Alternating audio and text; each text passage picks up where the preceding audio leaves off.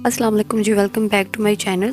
तो आज मैं एक और नई रेसिपी के साथ हाज़िर हुई हूँ जिसके अंदर हम लोग बना रहे हैं वाइट सॉस कटलेट। तो ये वाइट सॉस कटलेट जो हैं बहुत मज़े के बनते हैं और बहुत आसानी से बन जाते हैं। तो वीडियो को आपने एंड तक ज़रूर देखना, अच्छी लगेगी तो आपने लाइक शेयर करना नहीं भूलना।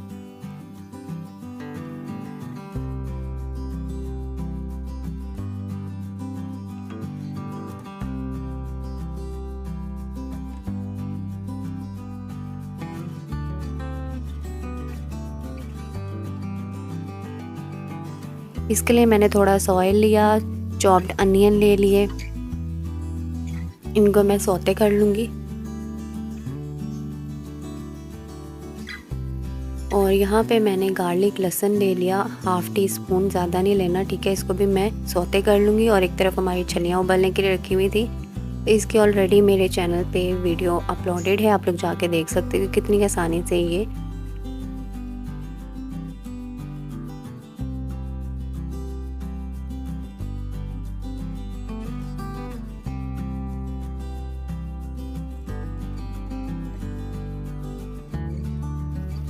ब्लैक पेपर शामिल कर दूँगी, चिली फ्लेक्स आ जाएंगे, कुटी लाल मिर्च जो होती है, इसके अलावा ओरिगानो। बस ये 3 हमारे पास मसाले हैं। और नमक शामिल कर देना, आप अपने टेस्ट के अकॉर्डिंग भी शामिल कर सकते हो। सिर्फ इन चंद मसालों से ये इतने मज़े के कटलेट्स बनते हैं। हमने इन सबको मिक्स करने के बाद इसमें श्रेडेड चिकन मैंने ले लिया 1 पाव। इसको भी अच्छे से बिल्कुल हल्की आंच पे आपने इन सबको मिक्स करना है। और ये जो हमने कॉर्न घर पे बॉईल की है स्टीम देके, तो आपने 1 कप इसको शामिल कर देना, ठीक है। फिर इन सब चीज़ों को हमने बहुत ही हल्की आंच पे जो है वो इनको मिक्स करते जाना है। और फिर हमने इनको साइड पे कर देना मिक्स।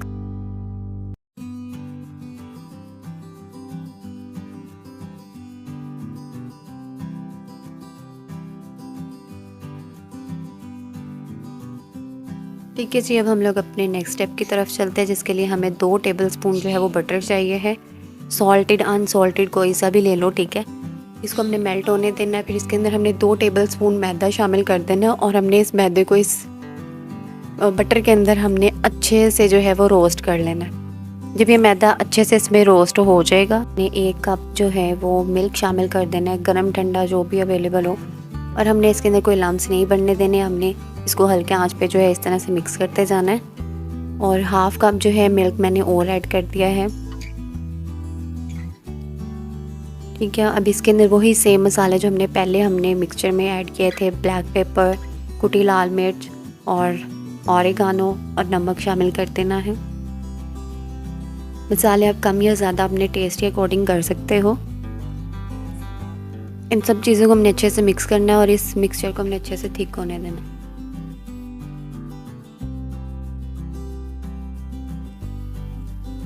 ठीक है, हमने इस मिक्सचर को, आप लोग देख लो, मैंने इस तरह इतना थिक किया, आपका भी इतना ही थिक होना चाहिए। चिकन का जो हमने मिक्सचर रेडी किया था वो हमने इसके साथ मिक्स कर देना। इतना अच्छे से आपने मिक्स करना है कि सब चीज़ें जो है यकजान हो जाए।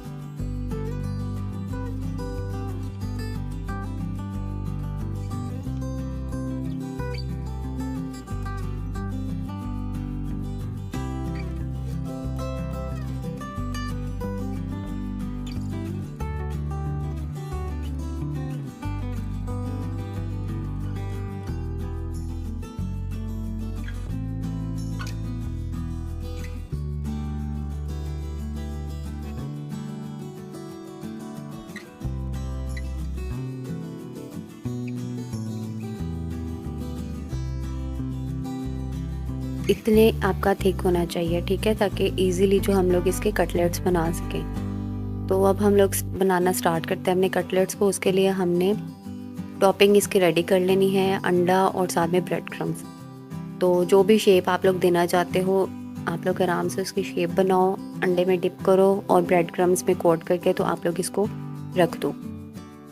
आप लोग इसको ईज़िली किसी भी एयरटाइट कंटेनर में जो है इसको स्टोर करके रख सकते हो। इसी तरह से मैं सारे के सारे जो है वो कटलेट्स रेडी कर लूँगी और इनको कोट करके जो है मैं रख लूँगी।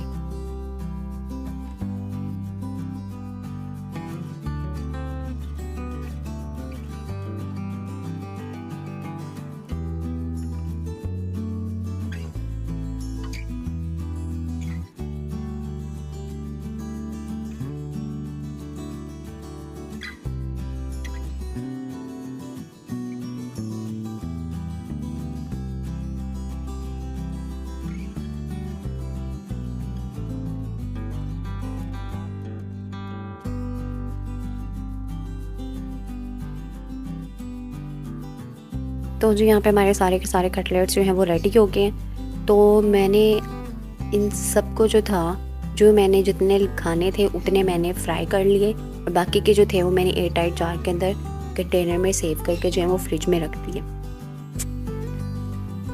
हमने इनको लो फ्लेम पे जो है इनको फ्राई कर लेना है, क्योंकि हर चीज़ हमने पकी हुई ली है, कुछ भी इसके अंदर कच्चा इस्तेमाल नहीं हुआ।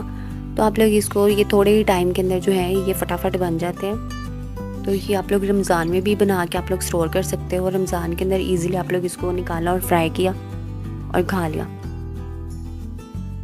ये वैसे कोई गेस्ट आ रहे हैं तो आप लोग उनके लिए भी इनको बना के सेव करके जो है फ्रिज में रख सकते हो। जैसे ही गेस्ट है आप लोग इनको फ्राई करके आगे रख दो।